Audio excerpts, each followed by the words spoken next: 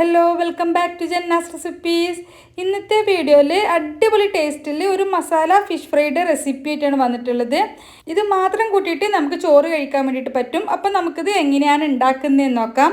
പിന്നെ വീഡിയോ കണ്ടുകൊണ്ടിരിക്കുന്ന സമയത്ത് നിങ്ങൾക്ക് ഈ റെസിപ്പി ഇഷ്ടമാവുകയാണെന്നുണ്ടെങ്കിൽ ഒന്ന് ലൈക്ക് ചെയ്ത് സപ്പോർട്ട് ചെയ്യാൻ വേണ്ടിയിട്ട് മറക്കരുത്.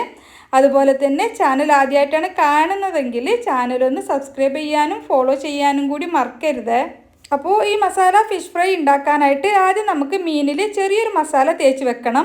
അപ്പോൾ അതിനായിട്ട് ഞാനൊരു 3/4 ടീസ്പൂൺ കുരുമുളക് പൊടി എടുത്തിട്ടുണ്ട്, 1/2 ടീസ്പൂൺ മഞ്ഞൾപ്പൊടി, പിന്നെ 1/2 ടീസ്പൂൺ തന്നെ ഉപ്പ് എടുത്തിട്ടുണ്ട്, പിന്നെ 1 ടീസ്പൂൺ ഇഞ്ചി വെളുത്തുള്ളി പേസ്റ്റ് എടുത്തിട്ടുണ്ട്.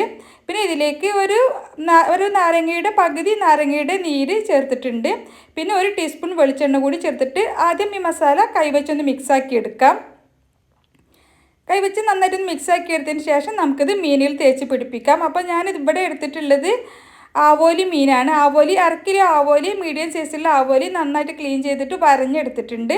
അപ്പോൾ അതിലേക്ക് നമുക്ക് ഈ മസാല നന്നായിട്ടൊന്ന് തേച്ച് പിടിപ്പിച്ചിട്ട് കുറച്ച് സമയം ഒന്ന് റെസ്റ്റ് ചെയ്യാൻ വേണ്ടിയിട്ട് വെക്കാം. ഒരു 15 മിനിറ്റെങ്കിലും മീനിൽ നന്നായിട്ട് മസാല ഉപ്പും ഒക്കെ പിടിക്കാൻ വേണ്ടിയിട്ട് ഒരു 15 മിനിറ്റെങ്കിലും വെക്കാം.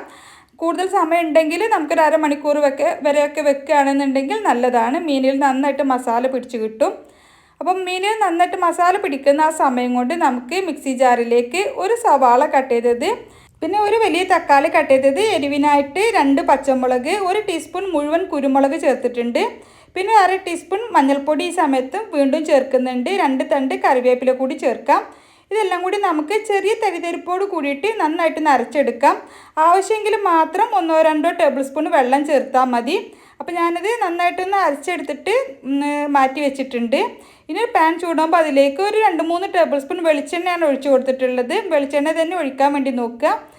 വെളിച്ചെണ്ണ ഒന്ന് ചൂടായിട്ട് വരുന്ന സമയത്ത് നമുക്കിതിലേക്ക് മീൻ വെച്ചിട്ടൊന്ന് ഫ്രൈ ആക്കി എടുക്കണം. ബാക്കി വന്നിട്ടുള്ള പ്ലേറ്റിൽ ബാക്കിയുള്ള മസാല ഞാൻ മീനിൻ്റെ പുറത്തേക്ക് തന്നെ ഒന്ന് ആക്കി കൊടുക്കുന്നുണ്ട്.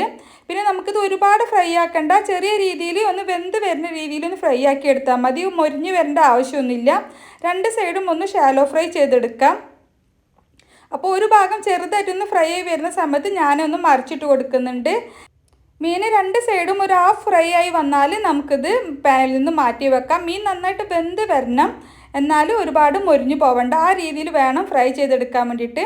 അപ്പോൾ ഞാൻ മീൻ പാനിൽ നിന്ന് മാറ്റിയിട്ടുണ്ട്.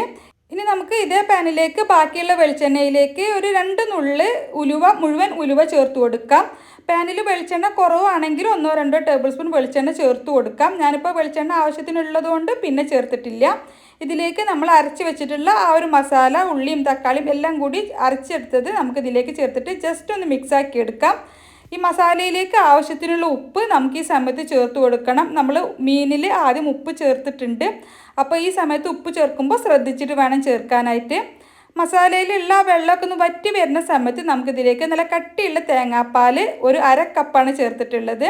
ഈ ഒരു അളവിൽ നമ്മൾ ചെയ്യുന്ന സമയത്ത് തേങ്ങാപ്പാൽ ചേർത്തിട്ട് നന്നായിട്ട് തിളപ്പിച്ചെടുക്കണം. തേങ്ങാപ്പാൽ ചേർത്തിട്ട് ഒന്ന് തിളച്ചിട്ട് മസാല ഒന്ന് വറ്റി വരുന്ന സമയത്ത് ഇതിലേക്ക് ബാക്കിയുള്ള പകുതി നാരങ്ങയുടെ നീര് കൂടി ചേർത്ത് കൊടുക്കാം. എന്നിട്ട് വീണ്ടും നന്നായിട്ടൊന്ന് മിക്സാക്കി എടുത്തതിന് ശേഷം നമുക്കിതിലേക്ക് നമ്മൾ ഫ്രൈ ചെയ്ത് വെച്ചിട്ടുള്ള മീൻ വെച്ച് കൊടുക്കാം. ഇതിപ്പോൾ ഞാനിവിടെ ആവോലി എടുത്തതേ ഉള്ളൂ. നമുക്ക് കുറച്ച് കട്ടിയുള്ള ഏത് മീൻ വേണമെങ്കിലും എടുക്കാം. അയില എടുക്കാം, അതുപോലെ കുറച്ച് വലിയ സൈസിലുള്ള മീനുകൾ എടുക്കുന്നതാവും നല്ലത്. അപ്പോൾ ഞാനിതുപോലെ മീഡിയം സൈസിൽ ആവോലി എടുത്തതേ ഉള്ളൂ. അപ്പോൾ നമ്മളുടെ കയ്യിലുള്ള ഏത് മീൻ വെച്ചിട്ട് നമുക്ക് ചെയ്യാൻ വേണ്ടിയിട്ട് പറ്റും.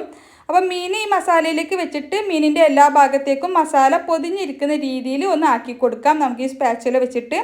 എന്നിട്ട് മീനിൽ ഈ മസാലയൊക്കെ നന്നായിട്ട് പൊതിഞ്ഞിട്ട് വെള്ളമൊക്കെ വറ്റി വരണം. അത്രയും സമയം നമുക്ക് ഒരു 3-4 മിനിറ്റ് മീഡിയം ടു ലോ ഫ്ലെയിമിൽ വെച്ചിട്ട് ഒന്ന് വറ്റിച്ചെടുക്കാം. ഒരുപാട് തീ കൂട്ടിയിട്ട് മസാല കരിഞ്ഞു പോവരുത്.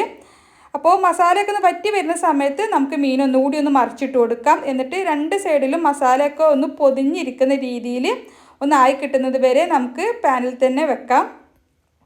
ഫ്ലെയിം കൂട്ടി വെക്കണ്ട, ചെറിയ ഫ്ലെയിമിൽ തന്നെ വെച്ചാൽ മതി. ഫ്ലെയിം കുറച്ച് വെക്കാൻ വേണ്ടി ശ്രദ്ധിക്കണം, അല്ലെങ്കിൽ മസാല പെട്ടെന്ന് കരിഞ്ഞു പോകാൻ സാധ്യതയുണ്ട്.